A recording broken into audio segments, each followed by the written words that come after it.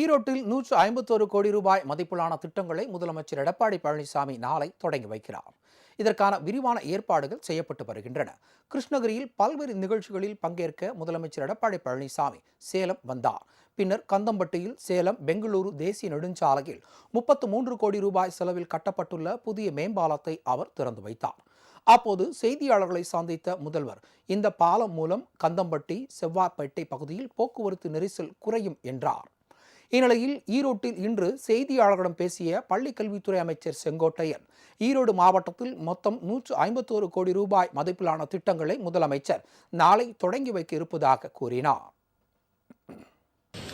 நம்முடைய முதலமைச்சருடைய திருக்கரங்களால் நாளை 151 கோடியே 57,64,64,000 நலத்திட்டங்கள் இங்கே நடைபெற இருக்கிறது என்பதை மகிழ்ச்சியோடு நான் தெரிவித்துக் கொள்கிறேன். அதற்கு பிறகு ஆய்வுக் கூட்டங்கள் நடைபெற இருக்கிறது என்பதையும் இந்த நேரத்தில் தெரிவித்துள்ளது. ஊரடங்கு கால மின் கட்டணத்தை குறைக்க வலியுறுத்தி வரும் 21ஆம் தேதி தமிழகம் முழுவதும் கருப்பு கொடி ஏற்றி ஆர்ப்பாட்டம் நடத்துவது என்று திமுக மாவட்ட செயலாளர்கள் கூட்டத்தில் முடிவு மேற்கொள்ளப்பட்டுள்ளது. மாவட்ட செயலாளர்கள், நாடாளுமன்ற, சட்டமன்ற உறுப்பினர்கள் கூட்டம் அக்கட்சியின் தலைவர் மு.க.ஸ்டாலின் தலைமையில் காணொலி காட்சி மூலம் நடைபெற்றது. அப்போது தீவிரமாக பரவி வரும் கொரோனா நோய் தொற்றை தடுக்கவும், மக்களின் வாழ்வாதாரத்தை காப்பாற்றவும் உருப்படியான நடவடிக்கை எடுக்க வேண்டும் என வலியுறுத்தி தீர்மானம் நிறைவேற்றப்பட்டது. மேலும் பொது முடக்க கால மின் கட்டணத்தை குறைக்க வலியுறுத்தியும் அதிமுக அரசின் கருணையற்ற போக்கை கண்டித்தும் வரும் 21ஆம் தேதி தமிழகம் முழுவதும் வீடுகளின் முன் கருப்பு கொடி ஏற்றி ஆர்ப்பாட்டம் நடத்துவது எனவும் கூட்டத்தில் தீர்மானிக்கப்பட்டது.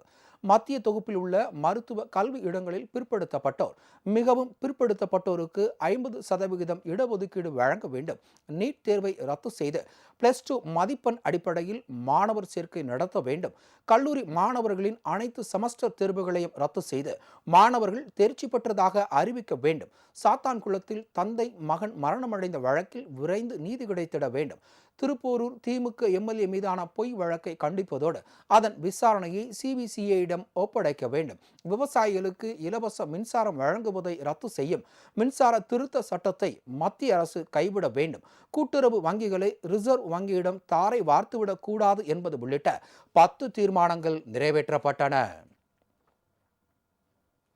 தமிழகத்தில் இந்து கடவுள்களை ஆபாசமாக சித்தரித்து வரும் கருப்பர் கூட்டம் மீது குண்டர் சட்டத்தின் கீழ் கைது செய்து நடவடிக்கை எடுக்க கோரி தமிழகம் முழுவதும் பிஜேபி சார்பில் ஆர்ப்பாட்டம் நடைபெற்றது.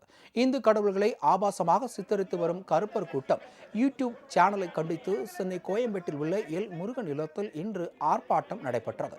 இதில் ஏராளமான பிஜேபி தொண்டர்கள் கலந்து கொண்டனர். பின்னர் பேசிய எல் முருகன், தமிழ் கடவுளை தவறாக சித்தரிப்பதை கருப்பர் கூட்டம் உடனே நிறுத்த வேண்டும் என கேட்டுக்கொண்டார். மேலும் கருப்பர் கூட்டம் யூடியூப் சேனலை உடனடியாக தடை செய்ய வேண்டும் என்றும், அதை நடத்தி வரும் சுரேந்தரை குண்டர் சட்டம் மற்றும் தேச விரோத சட்டத்தின் கீழ் கைது செய்து நடவடிக்கை எடுக்க வேண்டும் என்றும் முருகன் கேட்டுக்கொண்டார்.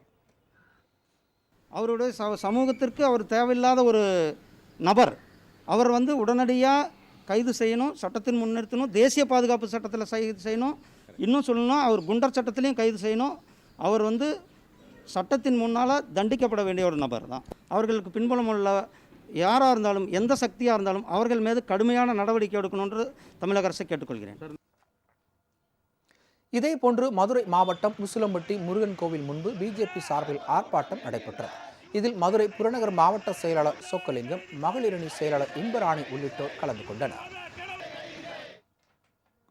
கந்த சஷ்டி கவசத்தை இழிவுபடுத்தி பேசியவர்களை கைது செய்ய வலியுறுத்தி மருதமலை திருக்கோவில் அடிவாரத்தில் கடைகளை வைத்திருக்கும் வியாபாரிகள் ஆர்ப்பாட்டம் நடத்தினர்.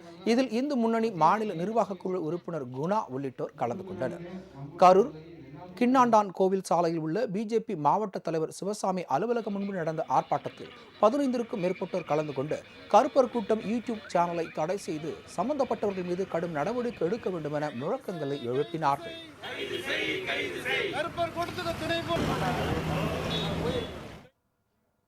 சென்னையை அடுத்த கும்மிடிப்பூண்டி அருகே காரில் கைப்பற்றப்பட்ட 5 கோடி ரூபாய் பணம் தன்னுடையது அல்ல என்று ஆந்திர அமைச்சர் பாழினேனி சீனிவாஸ் தெரிவித்துள்ளார்.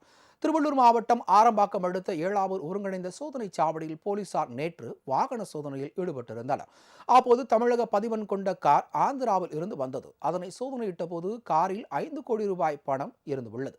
கார் ஆந்திர மாநில அமைச்சர் பாலினேனி சீனிவாசனுக்கு சொந்தமானது என்று காவல்துறை தரப்பில் தெரிவிக்கப்பட்டது. இதனால் ஆந்திர அரசியலில் பரபரப்பு ஏற்பட்டது. அம்மாநில எதிர்க்கட்சிகள் போர்க்கொடிகளும் தூக்கின.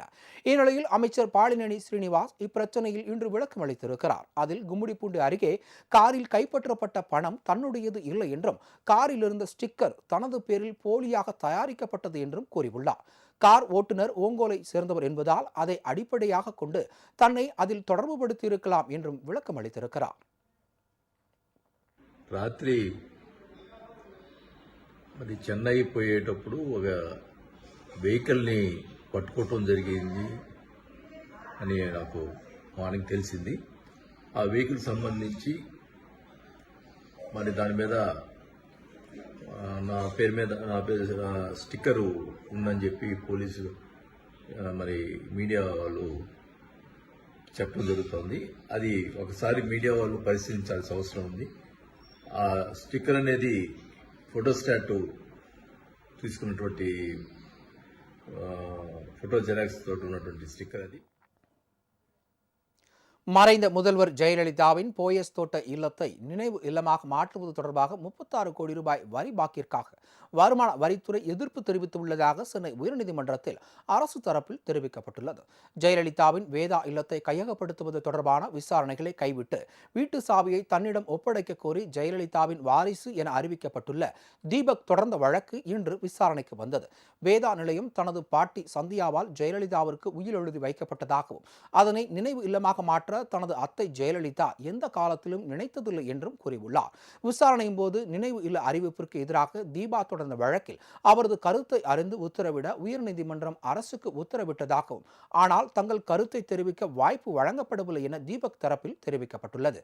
சட்டப்பூர்வ வாரிசுகள் என அறிவிக்கப்பட்டதால் கையகப்படுத்துவது குறித்த விசாரணையை முதலில் இருந்து தொடங்குமாறு தீபக் தரப்பில் வலியுறுத்தப்பட்டது. தீபக் தரப்பு கருத்தை தெரிவிக்க வாய்ப்பு வழங்கவில்லை என கூறுவது தவறு என்றும் பொது விசாரணையில் அவர்கள் தெரிவித்த ஆட்சேபம் கருத்தில் கொள்ளப்பட்டு கடந்த ஆண்டு மே 7ஆம் தேதி அறிவிப்பு வெளியிடப்பட்டதாகவும் அரசு தரப்பில் தெரிவிக்கப்பட்டது. தற்போது இழப்பீடு தொடர்பான விசாரணை நடந்து வருவதாகவும் இதில் தீபக் மற்றும் 36 கோடி ரூபாய் வரி பாக்கிக்காக வருமான வரித்துறையும் எதிர்ப்பு தெரிவித்து உள்ளதாகவும் கூறப்பட்டுள்ளது. இருதரப்பு வாதங்களுக்கு பின் நீதிபதி ஆனந்த் வெங்கடேசன் தனது உத்தரவில் இருவரையும் வாரிசுகளாக அறிவித்த உயர்நீதிமன்றம் அறக்கட்டளை அமைத்து 8 வாரங்களில் பதிலளிக்க உத்தரவிட்டது. எனவே இந்த வழக்கும் இரு நீதிபதிகள் அமர்வில் நிலுவையில் உள்ள வழக்கும் ஒன்றுக்கொன்று தொடர்புடையது என்பதால் மாறுபட்ட தீர்ப்புகள் வருவதை தவிர்க்க இந்த வழக்கை இரு நீதிபதிகள் அமர்வில் பட்டியலிட தலைமை நீதிபதிக்கு பரிந்துரைத்து நீதிபதி உத்தரவிட்டார்.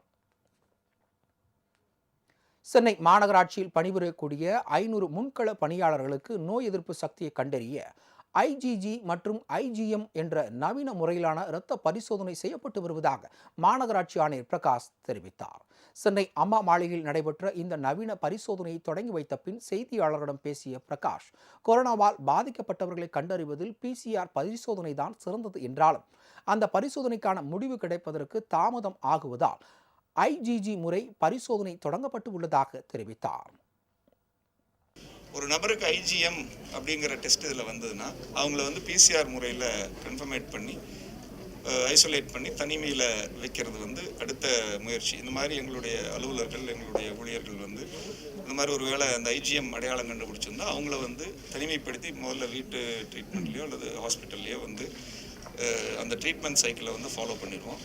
ஐஜிஜியாக இருந்ததுன்னா வந்து அவங்க தேர் ஃப்ரீ. அவங்கள பொறுத்த வரைக்கும் அந்த இம்யூனிட்டி வந்திருக்குது. அவங்க தொற்று வந்து உள்ள இதாகி க்யூர் ஆகி நார்மல் ஆகிட்டாங்கன்னு அர்த்தம்.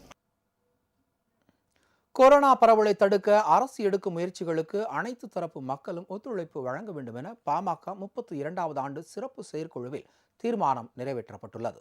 பாமகவின் 32வது ஆண்டு சிறப்பு செயற்குழு கூட்டம் காணொலி காட்சி மூலம் இன்று நடைபெற்றது. இதில் அக்கட்சியின் நிறுவனர் ராமதாஸ், இளைஞரணி தலைவர் அன்புமணி ராமதாஸ் உள்ளிட்டோர் கலந்து கொண்டனர்.